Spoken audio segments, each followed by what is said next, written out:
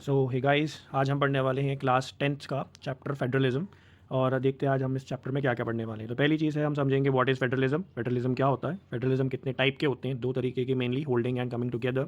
India ने कौन कौन सी पॉलिसीज़ अपनाई हैं फेडरलिज्म के लिए, और इंडिया में सेंटर स्टेट रिलेशंस आज तक कैसे रहे हैं। और एक न्यू कंसेप्ट जो इंडिया में यूनिक है, जो किसी और फेडरलिज्म में हमें देखने को नहीं मिलता, वो है डिसेंट्रलाइजेशन। तो उसके बारे में भी आज हम समझेंगे। तो सबसे पहले समझते हैं फेडरलिज्म क्या है। तो हम समझें कि एक वास्ट कंट्री लाइक इंडिया, जिसकी लेंथ एंड ब्रेथ बहुत सारी है, जो कि जिसमें बहुत सारी डिफरेंट लैंग्वेजेस बोली जाती हैं, डिफरेंट रीजन्स हैं, उसको मैनेज करने के लिए सिर्फ एक लेवल की गवर्नमेंट काफ़ी नहीं है। तो हमें एक कंसेप्ट अपनाना पड़ा जिसको हम कहते हैं फेडरलिज्म। फेडरलिज्म में कंट्री को डिफरेंट लेवल्स ऑफ गवर्नमेंट में डिवाइड किया जाता है। मेनली दो लेवल की गवर्नमेंट्स होती हैं।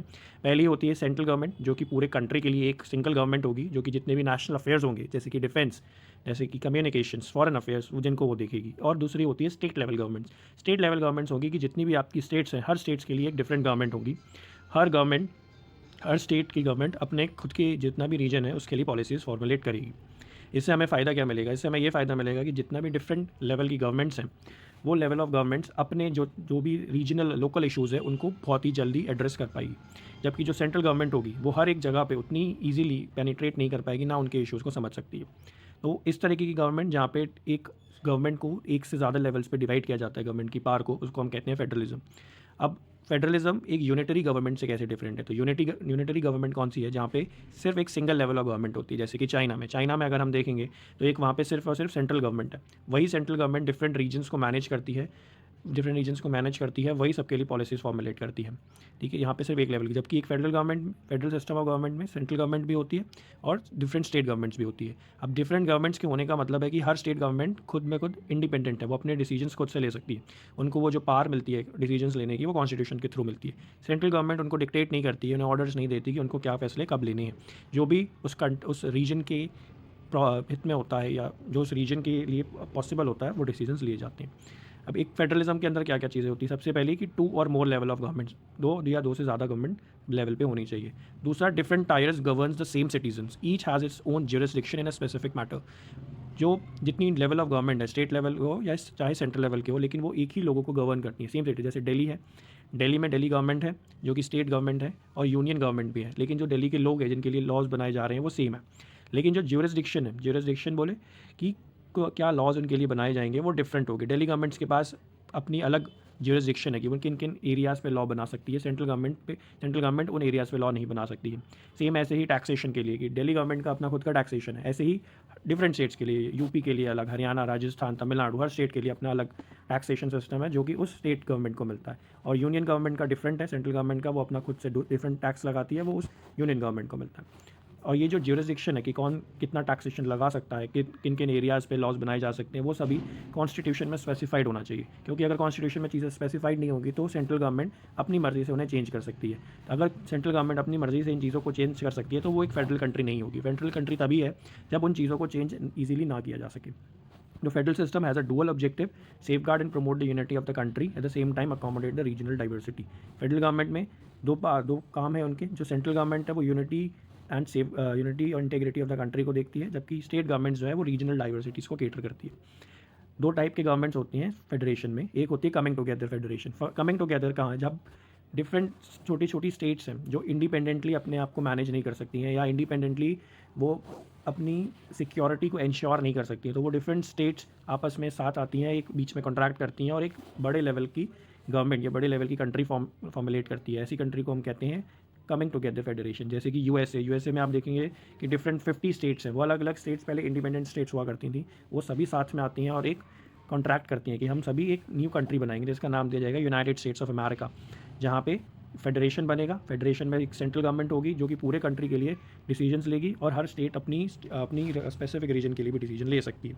उसको हम कहते हैं कमिंग टुगेदर। दूसरा होता है holding together federation. Holding together federation में एक लार्ज कंट्री है जो कि इतनी लार्ज है कि एक सेंट्रल गवर्नमेंट बहुत आसानी से मैनेज नहीं कर पाएगी पूरे कंट्री को, तो वो हर एक पार्ट को डिवाइड करती है डिफरेंट पार्ट्स में, स्टेट्स में। जैसे कि इंडिया है, तो इंडिया एज अ होल एक कंट्री है, एज ए यूनिट उसको माना जाता है, और इंडिया ने अपने आपको डिफरेंट पार्ट्स में डिवाइड किया हुआ है जिसको वो स्टेट कहते हैं, या किसी किसी कंट्री में उसको हम प्रोविंसेस भी कहते हैं उन्हें। अब ये जो पार्ट्स डिवाइड, ये जो डिफरेंट स्टेट्स बनाई गई है, हर स्टेट्स को अपनी खुद की थोड़ी थोड़ी पार्ट्स दी जाएगी। जिससे कि वो अपने एरिया को ईजिली मैनेज कर सकें। तो यहाँ पे क्या हुआ, होल्डिंग टुगेदर का मीनिंग यहाँ से आता है कि एक सेंट्रल रीजनल मेन पार्ट है जो कि सबको होल्ड करके रखा हुआ है। सारी जो स्टेट्स हैं वो किसी पूरे इंडिया से अलग नहीं हो सकती, इसलिए उसको हम कहते हैं होल्डिंग टुगेदर फेडरेशन। दूसरे, अब ये इंडिया क्योंकि एक फेडरल कंट्री है, तो एक फेडरल कंट्री होने के नाते उसने कुछ पॉलिसीज़ अपनाई हैं, जिनमें से पहली पॉलिसी है लिंग्विस्टिक स्टेट्स की पॉलिसी। तो इंडिया में जितनी भी मेजर स्टेट्स बनाई गई हैं वो लिंग्विस्टिक बेसिस पे। शुरुआत में जब 1947 में जब इंडिया की जो बाउंड्रीज थी डिफरेंट स्टेट्स की, वो ब्रिटिशर्स द्वारा क्रिएटेड थी, जहाँ पे जितनी भी स्टेट थी वो on the basis of their administrative efficiency और on the basis of the British conquest, जितना एरियाज ब्रिटिशर्स ने कॉन्क्वेस्ट करते गया वो उनको एक स्टेट्स में कन्वर्ट करते गए। बट आफ्टर द इंडिपेंडेंस, जब हमें रीऑर्गेनाइजेशन ऑफ द स्टेट्स करना था कि हम अपने स्टेट्स को एक अच्छे तरीके से ऑर्गेनाइज़ करेंगे, तो क्या पॉलिसीज़ अपनाएगी, हम किस बेसिस पे ऑर्गेनाइज़ करेंगे। शुरुआत में लिंग्विस्टिक बेसिस नहीं था, बट धीरे धीरे करके इंडिया की सेंट्रल गवर्नमेंट को डिसीजन लेना पड़ा कि लिंग्विस्टिक बेसिस पे हम अपनी स्टेट्स को फॉर्मुलेट करेंगे। तो बहुत सारी स्टेट्स को मर्ज किया गया, किसी को डीमर्ज किया गया, और इवेंचुअली जो निकल के आया है, आज जो सिस्टम चलता हुआ आ रहा है वो है लिंग्विस्टिक स्टेट्स। हर स्टेट एक लिंग्विस्टिक बेसिस पे बनी है। फॉर एग्जांपल तमिलनाडु, जहाँ पे जो तमिल मेजरली बोली जाती है, महाराष्ट्र में मराठी ज़्यादा बोली जाती है, केरला में मलयालम बोली जाती है, और बाकी थोड़ी स्टेट्स हिंदी स्पीकिंग स्टेट्स हैं उनको डिफरेंट बेसिस पे क्लासीफाई किया हुआ। तो ये थी लिंग्विस्टिक पॉलिसी। दूसरी है हमारी लैंग्वेज पॉलिसी, क्योंकि इंडिया एक फेडरल कंट्री है, डिफरेंट लैंग्वेजेस यहाँ पे बोली जाती हैं, तो यहाँ पे एक लैंग्वेज पॉलिसी भी हमें अपनानी पड़ी कि क्योंकि इतनी बड़ी स्टेट है, हमारे पास एक कोई कॉमन लैंग्वेज होनी चाहिए। तो आफ्टर द इंडिपेंडेंस हमने ये डिसाइड किया कि इंग्लिश बहुत समय से कंटिन्यू होती हुई आ रही है, तो हमें कुछ समय तक और मेनली 15 ईयर्स तक इंग्लिश को ही कंटिन्यू रखना चाहिए।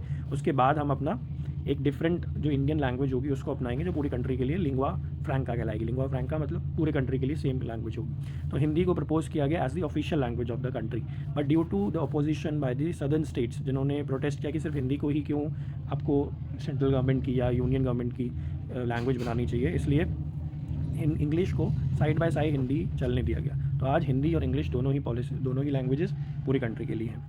अब इंडिया में हम देखें सेंट्रल स्टेट रिलेशंस क्या है। सेंट्रल स्टेट रिलेशन क्या, क्योंकि दोनों ही एक इंडिपेंडेंट यूनिट है, सेंटर और स्टेट गवर्नमेंट सेंट्रल गवर्नमेंट पे डिपेंडेंट नहीं है, इसलिए दोनों के बीच में कुछ हमें झड़प देखने को मिली है। जैसे कि 1990 के बाद से देखा गया कि बहुत सारी रीजनल पॉलिटिकल पार्टीज़ क्रिएट हो चुकी हैं।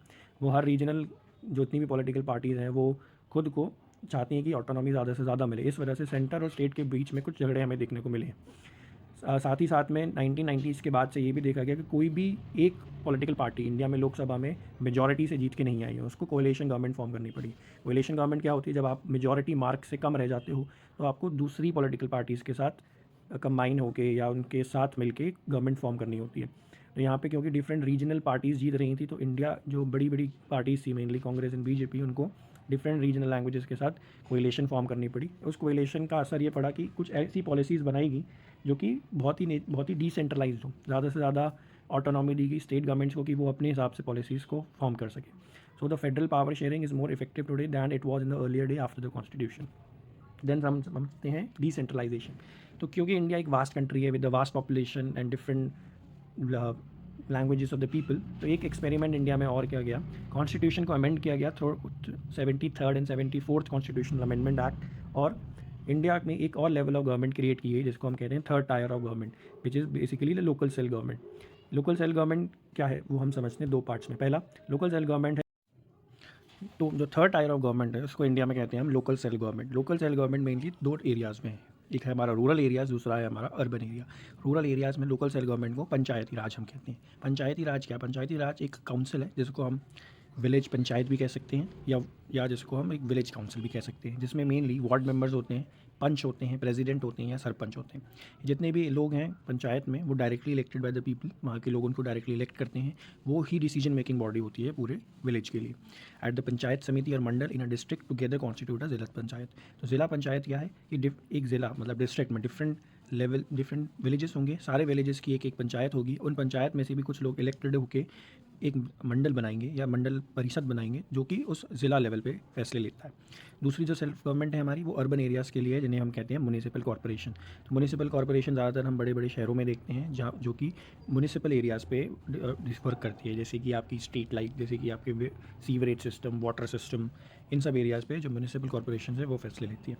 तो ये एक और लेवल ऑफ गवर्नमेंट है जो इंडिया में ही सिर्फ पाया जाता है, इंडिया में ही यूनिक है, जिसको कॉन्स्टिट्यूशनल वैलिडिटी भी मिली है, जिसको हमने अभी देखा एक 73rd and 74th constitutional amendment के अंदर हमने एक क्रिएट किया गया है। तो ये था हमारा आज का चैप्टर, जिसको हमने कहा फेडरलिज्म। ये एरियाज़ थे। अगर आपके कुछ भी डाउट्स हैं तो आप पूछ सकते हैं, डिफरेंट कुछ सजेस्ट कर सकते हैं हमें, जिसमें हम टॉपिक्स पे बना सकें video. Thank you for watching.